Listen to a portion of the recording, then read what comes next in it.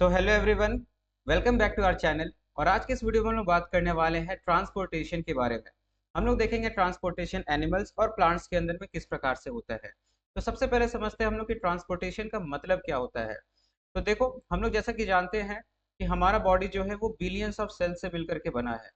अब इन सारे सेल्स को सरवाइव करने के लिए फूड, ऑक्सीजन, इन सारे चीजों की आवश्यकता है। इसके अलावा जो वेस्ट हमारा क्रिएट होता है यहाँ पर हर एक सेल के अंदर में, उसको बाहर भी तो रिलीज करना है ना।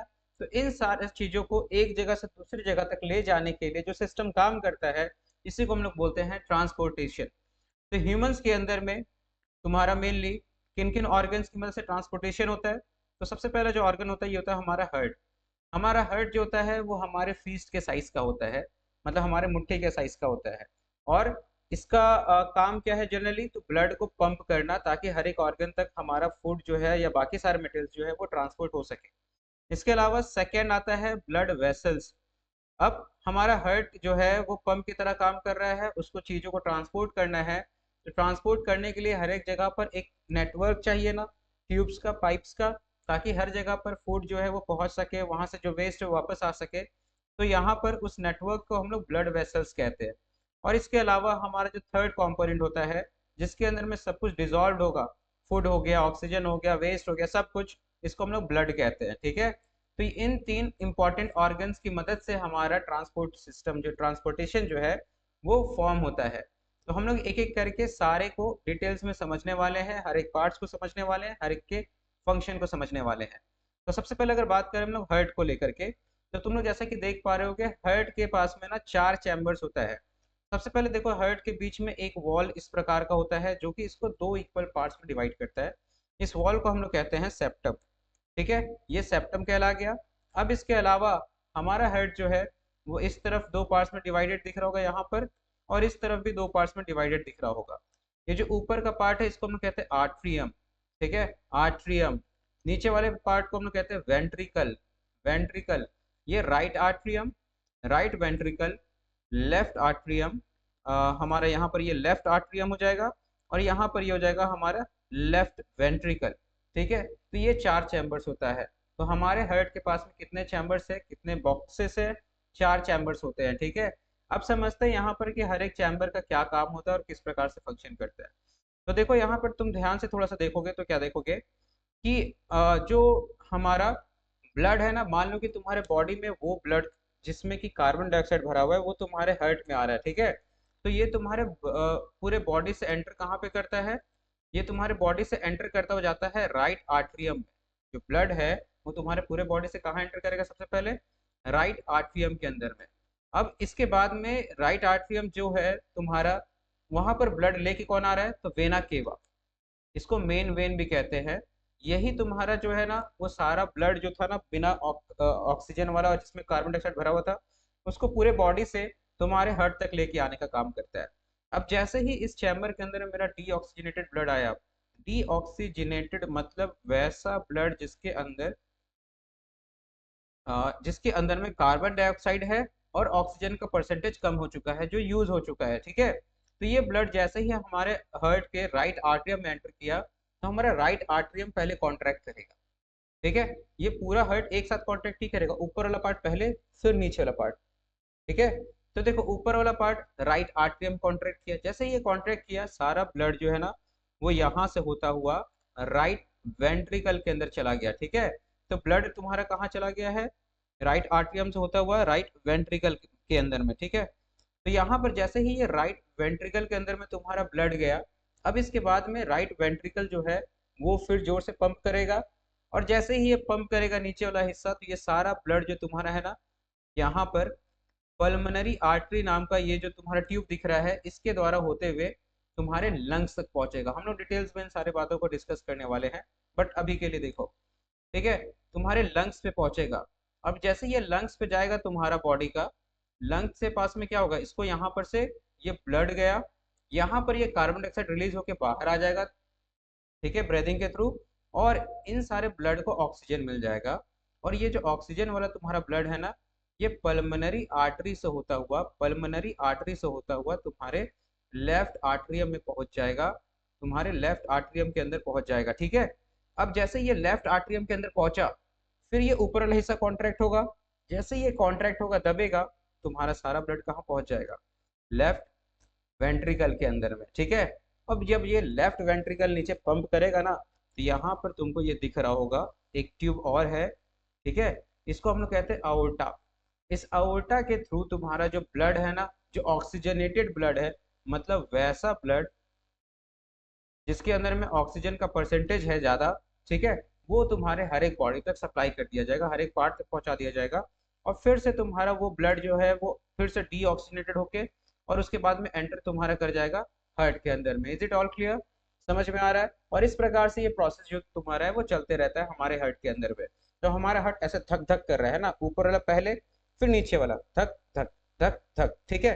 तो क्लियर हो रहा है कि ये किस प्रकार से तुम्हारा काम हुए जा रहा है तुम्हारे हार्ट के अंदर में। अब यहाँ पर तुम नोटिस करो तो जो ऊपर वाला चैम्बर्स है उसका वॉल थोड़ा सा थिन होता है, जबकि नीचे वाले चैम्बर्स का वॉल तुम देखो कि थिक है, थोड़ा मोटा उसके मसल्स है। क्योंकि यहाँ पर जब ये कॉन्ट्रैक्ट होता है ना, तो ब्लड को पूरे बॉडी के हर एक पार्ट तक पहुंचाना होता है, तो यहाँ पर काफी हाई प्रेशर क्रिएट करना होता है, और इस वजह से ये जो होता है हमारा वो काफी ठीक होता है, ठीक है।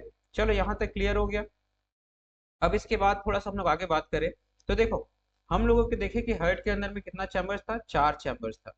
बट तुमको पता है कि कुछ ऐसे भी ऑर्गेनिजम्स होते हैं जिनके हार्ट में सिर्फ 3 चैम्बर्स होता है, ठीक है। ऐसे ऑर्गेनिज्म जिसके हार्ट में सिर्फ 3 चैम्बर्स होता है, ठीक है, वो ऑर्गेनिजम्स होते हैं एम्फीबियंस। एम्फीबियंस मतलब वैसे ऑर्गेनिज्म जो पानी में भी रहते हैं और जमीन में भी रहते हैं, फॉर एग्जाम्पल क्रोकोडाइल हो गया या फिर रेप्टाइल्स हो गया, ठीक है। तो ऐसा क्यों? क्योंकि इन लोगों का जो बॉडी होता है ना, वो जैसे ये लोग एनिमल्स ना कोल्ड ब्लडेड होते हैं, कोल्ड ब्लडेड होते हैं, ठीक है। तो हम लोग क्या होते हैं भाई? हम लोग होते हैं वार्म ब्लडेड। ये वार्म ब्लडेड और कोल्ड ब्लडेड में क्या डिफरेंस है? तो देखो, वार्म ब्लडेड वैसा ऑर्गेनिज्म होता है जिसको बॉडी का एक टेम्परेचर फिक्स करके रखना होता है। इसके लिए उसको एक्स्ट्रा एनर्जी का रिक्वायरमेंट पड़ता है। उसको चाहिए कि ऑक्सीजनेटेड ब्लड और डीऑक्सीजनेटेड ब्लड जो है वो आपस में मिले ना, तो इसलिए बीच में सेप्टम वॉल भी था, ठीक है, ताकि यहाँ पर ऑक्सीजनेटेड और डीऑक्सीजनेटेड ब्लड जो है वो आपस में मिक्सअप ना हो सके। Is it clear? तो ये मिक्सअप होने से बचा रहा था। तो हम लोगों को मिक्सअप होने से क्यों बचाना है? क्योंकि हम लोग को एनर्जी का रिक्वायरमेंट ज़्यादा है। क्यों ज़्यादा है? क्योंकि हम हमारे बॉडी को खुद को हीट करके रखना है, एक टेम्परेचर मेंटेन करना है। देखो इन पे 3 चैम्बर्स वाले जितने भी ऑर्गेनिजम्स हो गए हमारे, ठीक है, जैसे कि बात की थे एम्फीबियन से रेप्टाइल्स, तो ये लोग कोल्ड ब्लडेड है। इन लोगों को बॉडी का टेम्परेचर इन्वायरमेंट पर डिपेंड करता है। इन्वायरमेंट ठंडा होगा तो बॉडी का टेम्परेचर भी डिक्रीज कर जाएगा। इन्वायरमेंट ज़्यादा गर्म होगा तो इन लोगों का बॉडी का टेम्परेचर भी इंक्रीज करता है एक रेंज के अंदर में, ठीक है। तो इसलिए इन लोग को उतना ज़्यादा एनर्जी का रिक्वायरमेंट नहीं होता है बॉडी टेम्परेचर मेंटेन करने के लिए। तो इसमें अगर थोड़ा मोड़ा ब्लड अगर ऑक्सीजनेटेड और डीऑक्सीजनेटेड मिल भी जाए ना, तो भी कोई प्रॉब्लम नहीं होता है। Is it clear? वहीं पर अगर हम लोग बात करें फिशेस का, मछलियों का, तो मछली जो हमारा होता है इसके हार्ट में सिर्फ 2 चैम्बर्स होता है, ठीक है। एक ब्लड एंटर किया, दूसरे से ब्लड बाहर चला गया, ठीक है।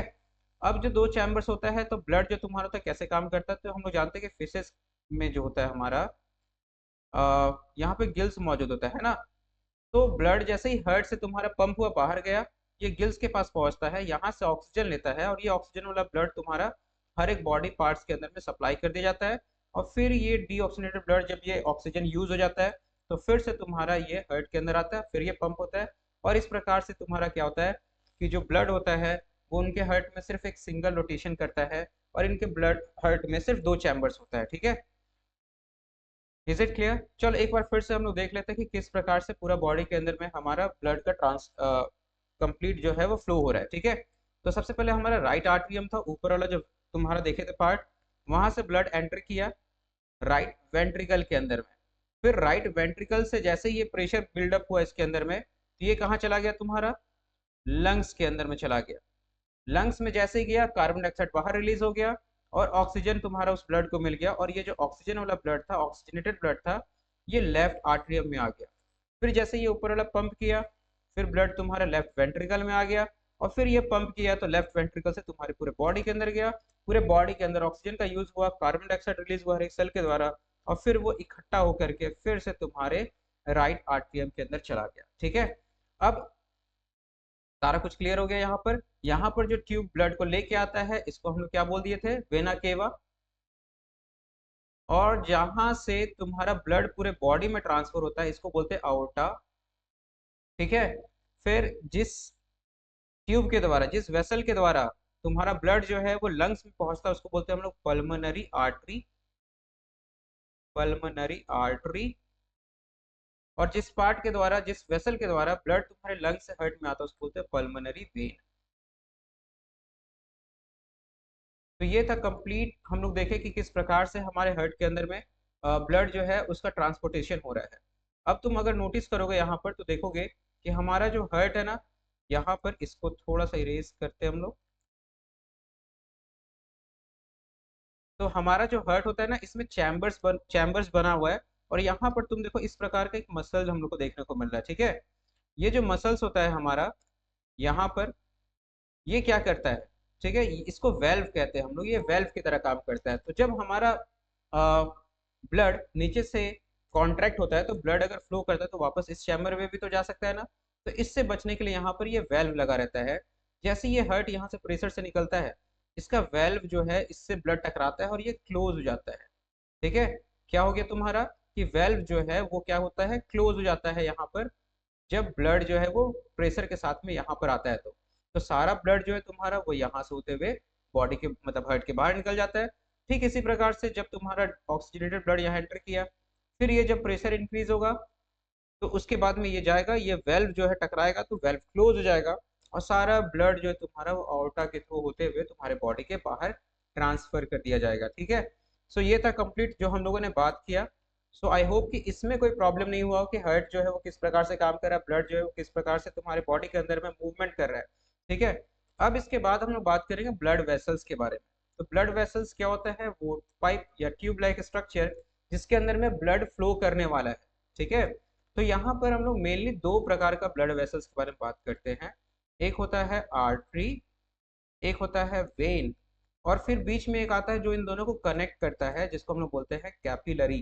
कैपिलरी। ठीक है। तो आर्टरी, वेन्स और इन दोनों को कनेक्ट करने वाला कैपिलरी। तो आखिर ये काम किस प्रकार से होता है देखो।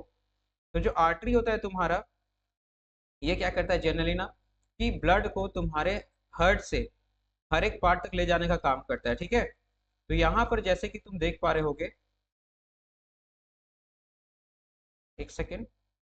हाँ, तो जैसे कि तुम यहाँ पे देख पा रहे होगे, तो यहाँ पर जो ब्लड तुम्हारा है वो लेफ्ट वेंट्रिकल से तुम्हारे बॉडी की तरफ बढ़ा। तो यहाँ पर ये जिस ट्यूब के द्वारा तुम्हारे बॉडी के हर एक पार्ट तक पहुंचने वाला है उसको हम लोग क्या कह देंगे, आर्टरी। ठीक है। तो आर्टरी क्या करता है, जनरली ब्लड को हार्ट से दूसरे पार्ट तक लेके जाता है। ठीक है। तो आर्टरी का काम क्या हो गया, it takes blood from heart to all the body parts. वहीं पर वेन्स क्या करता होगा सोचो जरा। वेन्स इसका जस्ट ऑपोजिट काम करता है। ये क्या करता है ना, कि यहाँ से जो ब्लड है बॉडी पार्ट से उसको वापस तुम्हारा कहाँ लेकर के जाता है, हार्ट तक। तो बॉडी से कहाँ लेके जाएगा वो, हार्ट तक। कौन लेके जा रहा है, वेन्स लेके जा रहा है। Is it clear. इसके बाद अगर हम लोग बात करें तो अगला काम क्या होता है, तो जो अगला काम होता है हमारा आर्टरी जो होता है वो किस प्रकार का होता है। देखो आर्टरी जो होता है ना, इसका मसल्स, इसका जो वॉल होता है ना वो काफी थिक एंड इलास्टिक होता है। थिक एंड इलास्टिक होता है। क्यों भाई थिक एंड इलास्टिक होता है, क्योंकि यहाँ पर ब्लड जो है ना वो काफी प्रेशर के साथ आ रहा है। तुम्हारा हार्ट जैसे स्क्वीज हुआ, दबा इस प्रकार से, तो सारा ब्लड तुम्हारा आर्टरी के थ्रू पूरे बॉडी पार्ट्स में जाएगा। तो यहाँ ब्लड बहुत ही ज्यादा हाई प्रेशर के साथ आता है और इसके कारण तुम्हारा क्या होता है कि इसका वॉल्स को थिक होना पड़ता है, इलास्टिक होना पड़ता है। क्योंकि अगर थिक और इलास्टिसिटी इसमें ज्यादा नहीं रहा ना, तो जब ब्लड हाई प्रेशर में आएगा तो ये फट भी सकता है। तो इससे बचाने के लिए तुम्हारा क्या होता है कि जो तुम्हारा ब्लड है, सॉरी, जो तुम्हारा आर्टरी है वो थिक एंड इलास्टिक होता है। जबकि वहीं पर हमारा क्या कह सकते हो, वेन्स को ऐसा कोई रिक्वायरमेंट नहीं होता है, नॉर्मल शेप का होता है। लेकिन इसमें वेल्व्स होता है। वेल्व्स क्या होता है, जैसे कि ब्लड मान लो कि तुम्हारे पैरों से ऊपर की तरफ उसको मूव करना है, ब्लड को तुम्हारे पैरों से ऊपर की तरफ मूव करना है। तो अगर इस ट्यूब में मूव करेगा तो यहाँ पर हो सकता है कि थोड़े हाइट तक जाए और फिर से ये नीचे गिर जाए, फिर थोड़े हाइट तक जाए फिर से ये नीचे गिर जाए। तो इससे बचाने के लिए क्या होता है ना कि इसमें छोटा छोटा वेल्व्स लगा रहता है इस प्रकार से। तो जैसे ही ब्लड ऊपर की तरफ मूव करता है, जब नीचे गिरने वाला होता है तो ये क्या होता है कि क्लोज हो जाता है। ठीक है। तो वेल्व्स क्या करता है कि इंश्योर करता है कि जो ब्लड है तुम्हारा वो एक ही डायरेक्शन में मूव करते रहे, ऊपर चढ़ रहा है तो ऊपर ही चढ़ते रहे। ठीक है। क्योंकि उस समय तक प्रेशर काफी डिक्रीज हो जाता है तुम्हारे बॉडी के अंदर में। Is it clear? तो हम लोग को समझ में आ गया क्या है बात। इसके अलावा arteries generally oxygenated blood carry करता है, ठीक है। Arteries generally oxygenated blood carry करता है, लेकिन जनरली एक ऐसा केस है जहां पर ये डीऑक्सीडेटेड भी कैरी करता है। कौन आर्टरी? Pulmonary artery.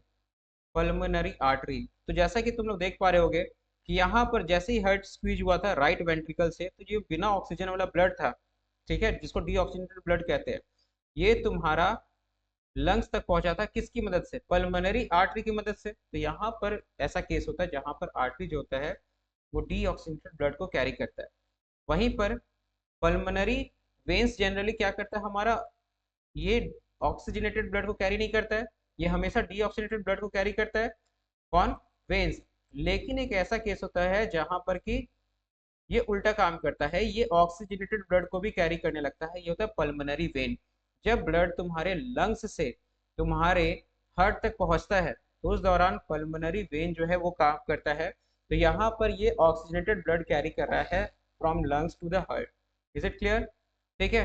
अब इन दोनों को कनेक्ट करने वाला जो ब्लड वेसल्स था वो होता है कैपिलरीज, ठीक है। तो जैसे कि मान लो यहाँ पर ब्लड जो तुम्हारा है, ये ऑक्सीजनेटेड ब्लड तुम्हारे हार्ट से आया। अब ये हार्ट से आएगा, उसके बाद में छोटे छोटे वेसल्स में टूटते चला जाता है, छोटे छोटे वेसल्स में बढ़ते चला जाता है, और इसी के किनारे किनारे सेल्स होता है बहुत सारा बॉडी का, ठीक है। तो यहाँ पर क्या होता है कि सेल्स ढेर सारा है, तुम्हारे बॉडी का हर एक सेल मौजूद है, तो जो भी ऑक्सीजन होगा वो सब इस सेल के अंदर एंटर करेगा, और कार्बन डाइऑक्साइड क्या होता है इन सारे वेसल्स के अंदर में चला जाता है। फिर ऑक्सीजन एंटर कर गया सेल में, और सेल अपना कार्बन डाइऑक्साइड उस वेसल्स में डाल देता है, और फिर ये जो तुम्हारा डीऑक्सीजनेटेड ब्लड था जिसमें कार्बन डाइऑक्साइड है, ये इकट्ठा होता चला जाता है, ठीक है। और ये जिस वेसल से जाके जुड़ता है फिर इसी को हम लोग वेन्स कहते हैं, और फिर ये सारे ब्लड को कहाँ लेके जाता है? अगेन हार्ट में लेके जाता है। Is it clear? तो capillaries are very fine blood vessels, जो क्या कर रहा है एक्चुअल में तुम्हारा कि ब्लड को जो ऑक्सीजन था और कार्बन डाइऑक्साइड था उसके ट्रांसफर में हेल्प करता है।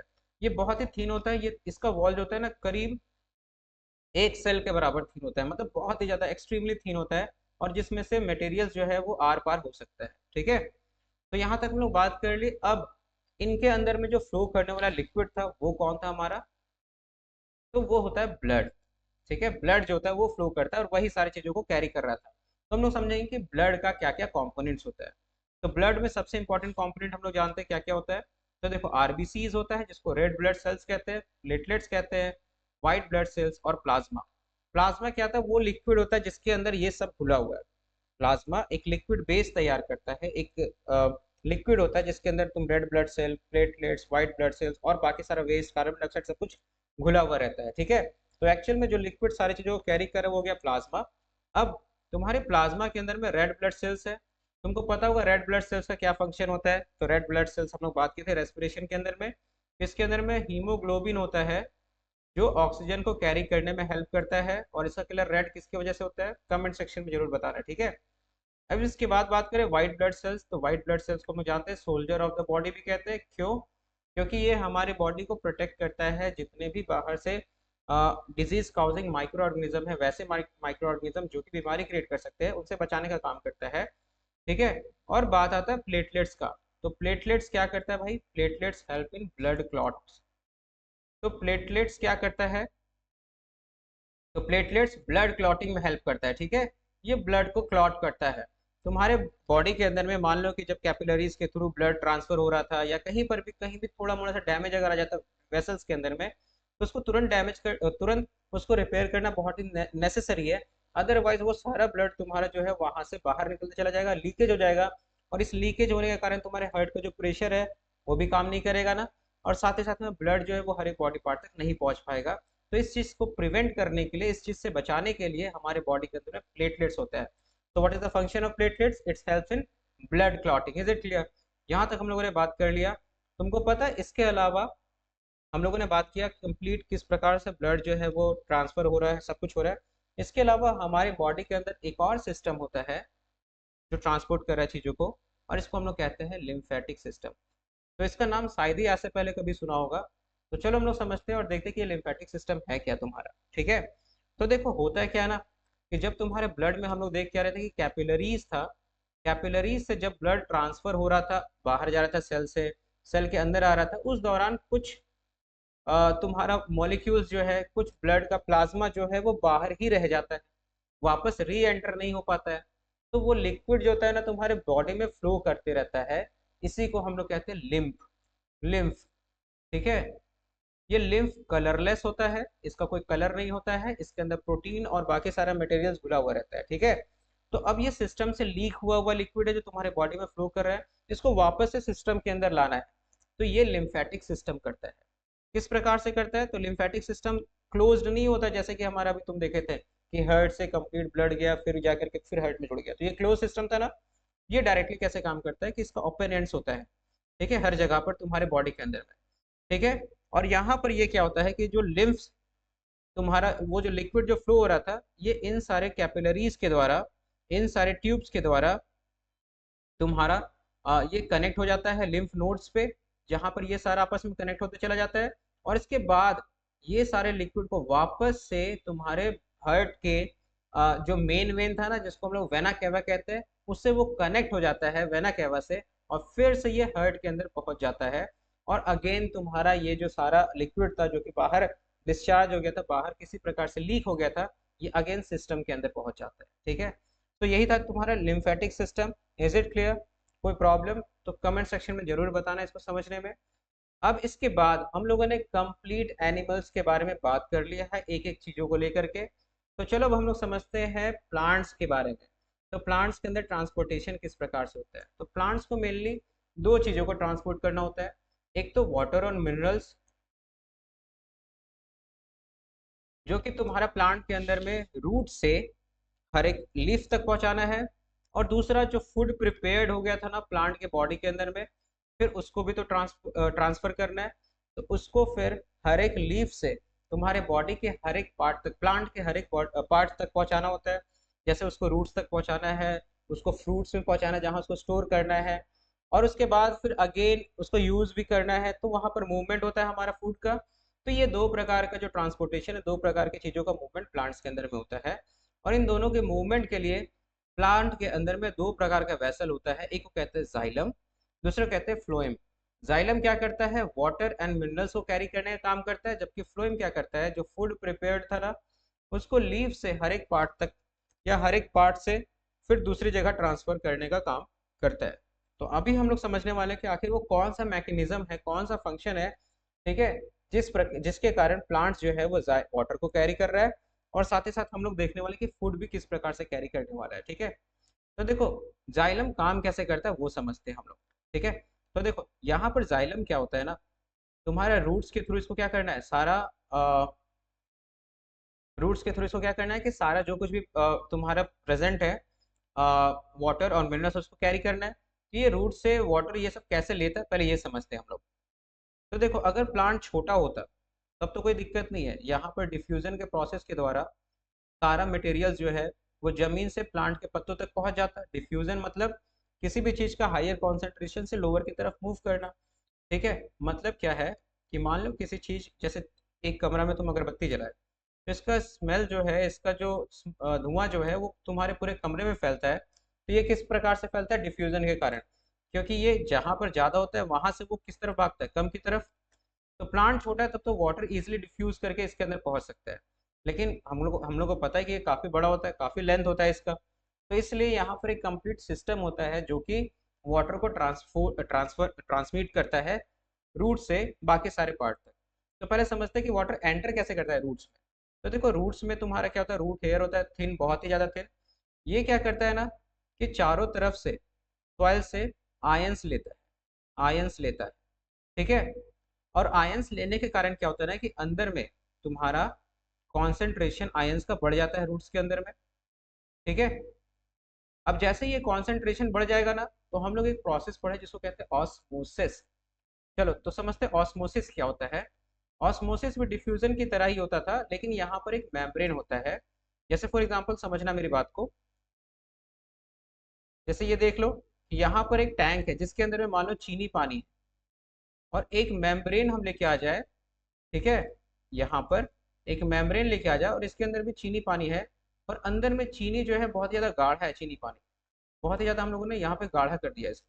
तो उस कंडीशन में क्या होगा, ये उस कंडीशन में क्या होगा ना कि अगर ये मेम्ब्रेन सेमी परमिएबल होगा, मतलब इसमें बहुत छोटा छोटा होल्स है जिससे वाटर ट्रांसफर हो सके, तो वाटर ऑटोमेटिक बाहर से अंदर की तरफ ट्रांसफर होने लग जाता है। तो तुम देख रहे हो बाहर में वाटर का कॉन्सेंट्रेशन ज़्यादा था और अंदर में वाटर का कॉन्सेंट्रेशन क्या है, कम है ना। तो वाटर जो है तुम्हारा वो हायर कॉन्सेंट्रेशन से लोअर की तरफ मूव करने लग गया। ठीक इसी प्रकार से हमारा सेल करता है, प्लांट्स के अंदर में रूट्स करता है। ये चारों तरफ से आयंस इकट्ठा करता है, तो रूट के अंदर में कॉन्सेंट्रेशन जो है वाटर का वो कम हो जाता है। पर बाहर मट्टी में ज़्यादा होने के कारण ये जो मट्टी में मिनरल्स और वाटर था, ये सब एब्जॉर्ब होता हुआ रूट में चला जाता है। इस प्रोसेस को ऑस्मोसिस कहते हैं। ये ऑस्मोसिस प्रोसेस के द्वारा तुम्हारा वाटर जो है वो अंदर प्रवेश कर गया। ये वाटर को पुश करता है ऊपर की तरफ। लेकिन प्लांट्स इतना बड़ा होता है कि सिर्फ इस पुश से काम नहीं हो सकता है, इसको चाहिए एक प्रकार का पुल भी, ऊपर से खिंचाव भी। और ये पुल किस प्रकार से क्रिएट होता है, तो ये पुल क्रिएट होता है ट्रांसपीरेशन के द्वारा। So what is transpiration? Transpiration क्या होता है? ट्रांसपीरेशन पढ़े थे हम लोग कि वाटर का वाटर वेपर में कन्वर्ट करना in the leaves of the plant.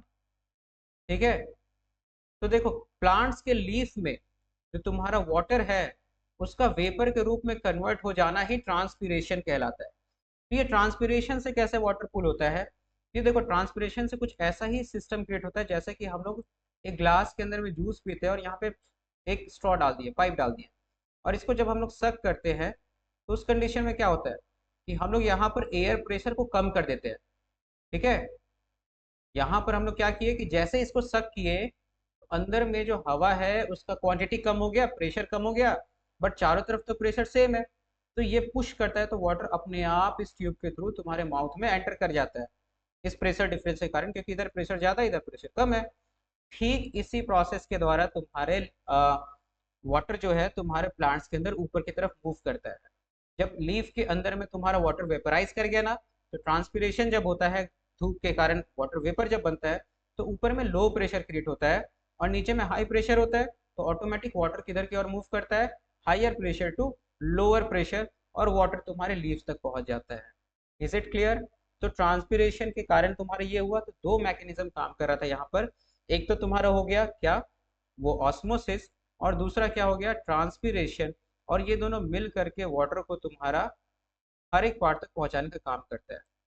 ठीक है, तो ट्रांसपीरेशन का एक काम तुम लोग समझे कि ये तुम्हारे वाटर को मूवमेंट कराने में मदद किया और किस प्रकार से जाइलम से हर एक पार्ट तक में काम कर रहा है। तो देख रहे हो ये कंप्लीट फिजिकल प्रोसेस है, इसमें कोई एनर्जी खर्च नहीं होता है।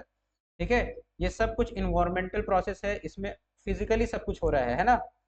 ठीक है, अच्छा इसके अलावा ट्रांसपीरेशन और क्या करता है, ये बॉडी के टेम्परेचर को, प्लांट के बॉडी के टेम्परेचर को कूल डाउन करता है, उसको डिक्रीज करता है। जब ठंडा पानी नीचे से मूव करता है प्लांट के ऊपर तक पहुंचेगा, तो जहां जहां से ये जाएगा वहां वहां का टेम्परेचर क्या होता है, डिक्रीज होते चला जाता है। Is it clear? Complete mechanism समझ में आ गया होगा। ठीक है, अगर समझ में आ गया तो कमेंट सेक्शन में जरूर बताना। ठीक है, चलो हम लोग देखते हैं अब अगला जो इम्पोर्टेंट पार्ट है एक, दैट इज फ्लोएम। फूड का ट्रांसपोर्टेशन प्लांट्स के अंदर में कैसे होता है? तो देखो फूड का ट्रांसपोर्टेशन प्लांट के अंदर में कहलाता है translocation. Translocation, so what is translocation? इसका मतलब है फूड का प्लांट्स के अंदर से एक पार्ट से दूसरे पार्ट तक पहुंचना। ठीक है, और इसको एक्टिव ट्रांसपोर्टेशन कहते हैं। क्यों? क्योंकि यहाँ पर एनर्जी खर्च होता है, प्लांट को यहाँ पर एनर्जी खर्च करना पड़ता है। जो फूड होता है उसको लीफ से बाकी सारे पार्ट्स तक पहुंचाने में, रूट्स या फ्रूट्स तक पहुंचाने में, इसके अलावा रूट या फ्रूट से उसको वापस उसको अपने तक लेके आने में। ठीक है, यहाँ पर जो ट्रांसपोर्टेशन होता है वो टू वे होता है। ठीक है, जब कभी खाना बन गया तो मान लो किसी सीजन में मतलब खाना बन गया, प्रिपेयर हो गया, तो उसको वो स्टोर कर लिया। और मान लो कि पतझड़ का सीजन आ गया, जब पत्ता नहीं है पौधों के पास, तो उसको फूड तो चाहिए ना, नया पत्ता नया कली के लिए। तो फिर से वो फूड वहां से जो स्टोर था उसको ऊपर की तरफ मूवमेंट करा जाता है। ठीक है, तो ये टू वे ट्रांसपोर्टेशन होता है, इसको एक्टिव ट्रांसपोर्ट करते कहते हैं। और समझो कि यहाँ पर कैसे काम होता है, क्या मैकेनिज्म होता है फूड ट्रांसपोर्टेशन का, बहुत इंटरेस्टिंग है। ठीक है, तो देखो यहाँ पे ये फ्लोएम है हमारा, इसके बगल में हमारा क्या होता है ना, कि मान लो ये सेल है, यहाँ पर लीफ का सेल है जहाँ पर कि फूड प्रिपेयर्ड हो गया। ठीक है, अब ये जो फूड फूड प्रिपेयर हो गया मान लो सुक्रोज के फॉर्म में। ठीक है, अब इसको ध्यान मत दो, बस नाम देखो, मैकेनिज्म समझो। अरे यार क्या हो रहा है, तो सुक्रोज के फॉर्म में तुम्हारा यहाँ पे फूड प्रिपेयर्ड हुआ। अब जैसे यहाँ पर पहले से ही थोड़ा सा सुक्रोज होगा, और यहाँ पर एक सेल है जिसको चाहिए, बट यहाँ पर बहुत ही लेस अमाउंट में सुक्रोज होगा। तो ये क्या करता है ना कि यहाँ से जो सुक्रोज है तुम्हारा, उसका पार्टिकल्स जो है उसको इसमें भेज दिया जाता है। ये फ्लोएम ट्यूब है हमारे, ये फ्लोएम है, इसके अंदर भेज दिया जाता है। तो यहाँ पर कॉन्सेंट्रेशन जो होता है वो सुक्रोज का बढ़ जाएगा, ठीक है। और यहाँ पे कॉन्सेंट्रेशन बढ़ गया और अंदर का कॉन्सेंट्रेशन तुम्हारा क्या हो गया, ये घट गया। तो देखना क्या होगा फिर उसके बाद में। तो जैसे ही यहाँ पर कॉन्सेंट्रेशन तुम्हारा घट गया और अंदर बढ़ गया, ठीक है, तो यहाँ पर क्या करता है कि बगल में अगर मान लो जाइलम जा रहा है, तो इसमें से वाटर अपने आप ऑस्मोसिस के द्वारा इधर पहुंच जाएगा, क्योंकि इधर हाई कॉन्सेंट्रेशन है सुक्रोज का। जैसे ही यहाँ पहुंचेगा ये स्वेल हो जाएगा, स्वेल हो गया। तो यहाँ पर ये क्या होगा कि प्रेशर बढ़ जाएगा। अब जब यहाँ का प्रेशर बढ़ जाएगा बट यहाँ का प्रेशर कम है ना, ऑटोमेटिक इस प्रेशर डिफरेंस के कारण जो सुक्रोज है वो फ्लो करता हुआ यहाँ पे पहुंचेगा, ठीक है। और फिर यहाँ से सुक्रोज को वो फिर से एनर्जी खर्च करके अंदर ले लेगा। यहाँ एनर्जी खर्च करके बाहर भेजा, जबरदस्ती एकदम खेल के जाओ, और यहाँ पर उसको सारे को अंदर ले लिया जाएगा। और जो एक्सेस वाटर यहाँ रहेगा वो वापस से जाइलम में ट्रांसफर हो जाएगा, ठीक है। कंप्लीट मैकेनिज्म समझ में आया? बड़ा मजा आया होगा अगर समझ में आया होगा तो, ठीक है। और अगर इसके बाद में भी कोई डाउट रह गया हो इस टॉपिक को लेकर के, तो प्लीज कमेंट सेक्शन में बताना। मिलते हैं ऐसे ही नेक्स्ट मजेदार वीडियो में। तब तक के लिए चैनल को सब्सक्राइब कर दो, वीडियो को लाइक कर दो, अपने फ्रेंड्स के भी शेयर करो, ठीक है। मिलते हैं अगले वीडियो में, तब तक के लिए take care and good bye.